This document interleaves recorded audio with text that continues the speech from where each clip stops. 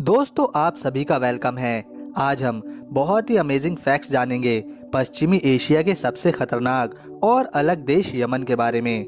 यह देश Saudi Arabia के पास स्थित है, जिसे मिडिल ईस्ट का सबसे गरीब देश माना जाता है। यमन को दुनिया के सबसे खतरनाक देशों में गिना जाता है, जिसका कारण है कि इस देश में एक की जगह दो सरकारें काम करती हैं। इसके अलावा भी यहाँ काफी खतरनाक संगठन काम करते हैं। इस देश में एक दूसरे के संघर्ष की वजह से ही लाखों लोगों की जानें जा चुकी हैं। दोस्तों आज भी यमन में पुराने तौर तरीकों से ही शादी करी जाती है, जो सदियों से चली आ रही है। इस देश में सबसे लंबा शादी का उत्सव चलता है, जो लगातार 21 दिनों तक हो सकता है। यह मिडिल ईस्ट की एकमात्र ऐसी मुस्लिम कंट्री है जहां लोकतंत्र कायम है और यमन में किसी राजा या खलीफा का शासन नहीं चलता। यमन में काफी कट्टर तरीके से कानूनी व्यवस्था को बनाया गया है और इसी वजह से किसी भी समलैंगिक को मौत की सजा देना यहाँ आम बात है। इसके अलावा यमन में शराब पीना सख्त मना है, यहाँ तक कि इस देश में किसी भी महिला की फोटो तक खींचने की मनाही है। यमन में हालात ये है कि यहाँ की महिलाएं पुरुषों की आंखों में आंखें डाल के नहीं देख सकती। अगर यमन के बाहर से कोई यहाँ घूमने आता है तब भी इस देश के कई सख्त कानून उस पर लागू होते हैं। जैसे एक दूसरे को देखने का कानून भी यहाँ पर्यटकों पर लागू होता है। इसके अलावा विदेश से आई हुई महिलाओं को भी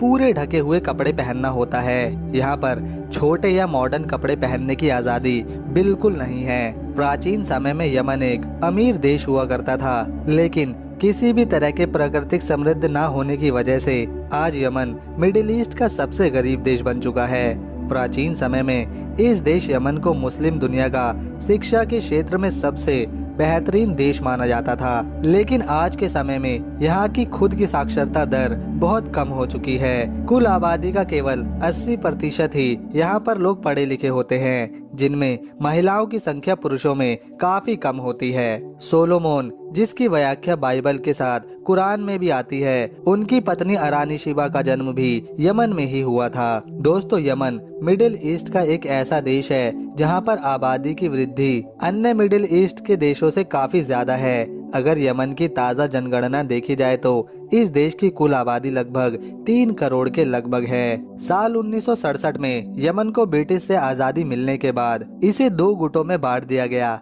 जिसमें एक साउदर्न यमन बना जिसे सऊदी अरब सहयोग करता है तथा एक नॉर्दर्न यमन बना जिसे ईरान सहयोग करता है। असल में नॉर्दर्न यमन के ज्यादातर लोग सुन्नी समुदाय के लोग हैं और साउदर्न यमन में शिया समुदाय के लोग रहते हैं। इसी वजह से यहाँ हमेशा विवाद ही रहता है। दोस्तों लेकिन साल 1990 के बाद दोनों गुटों को जोड़ दिया गया, पर फिर भी सऊदी अरबिया और ईरान की सहायता से युद्ध यहाँ पर चलता ही रहता है, जिसके चलते लाखों मासूम लोग हर साल अपनी जान गंवा देते हैं। यमन में होने वाले युद्ध के चलते ही इस देश की अर्थव्यवस्था पिछले कई सालों से ठीक नहीं चल रही। इसी के चलते यमन में गरीबी भी बढ़ चुकी है। यमन में सबसे ज्यादा अरबी बोलने वाले लोग रहते हैं। 5,27,968 स्क्वायर किलोमीटर के क्षेत्रफल में यह पूरा देश फैला हुआ है, जिसकी राजधानी साना शहर है। साथ ही पूरे यमन का यह शहर ही सबसे बड़ी सिटी है। यमन में चलने वाली करेंसी को